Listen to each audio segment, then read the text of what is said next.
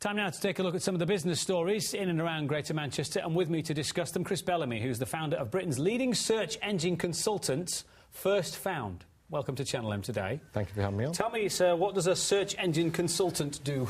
Well, we look at customers' websites and we work out how to get them listed on search engines. Because we found that when we started this 10 years ago, when the internet was in its infancy, clients were coming along, they were buying their websites and saying, well, what a waste of money that is, because nobody was finding them. So we drive the traffic to those websites by making sure they rank whenever someone searches for their product or their service. And do you then modify the websites? Because I'm told by experts that, you know, changing the menu, changing pictures, changing the order pages come up in can, you know, influence how long people stay and ultimately whether they buy something. Yeah, well, there are a couple of hundred factors, really, that affect how a search engine will rank a particular website. We've only got till 7. Yeah, I won't list any of them, in fact. But what we have to do is work out which of those are the most important for that particular website. So we'll make some changes to that website, we'll make some changes to things that are off the website that other websites are making the difference for. And we'll do some testing, and we'll do what's called split testing, so that we see what difference those changes make, and we'll see if we can then improve upon it further and further and further, and it's an ongoing process. Tell me what split testing is. Well, we might get your website listed and we might be getting lots of visitors to it, but we're not sure whether we're maximising its potential, whether we're maximising the amount of purchases that people are making.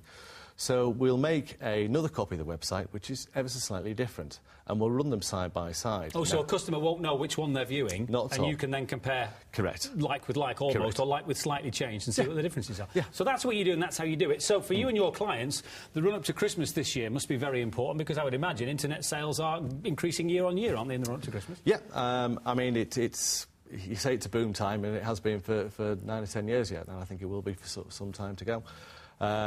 The increase last Christmas was 15%. I expect it'll be this year as well.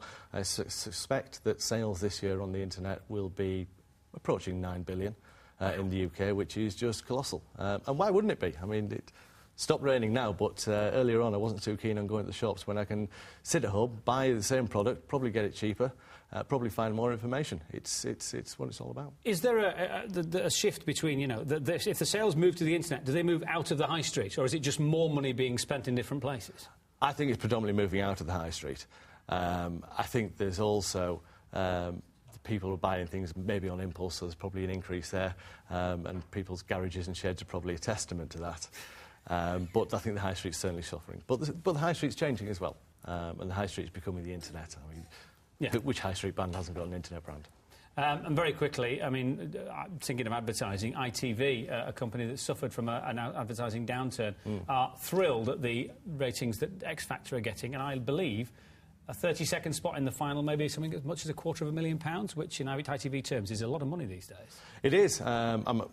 This year, for the first half of this year was the first time that internet advertising had overtook television advertising, so there is issues there. We all know there's issues for ITV.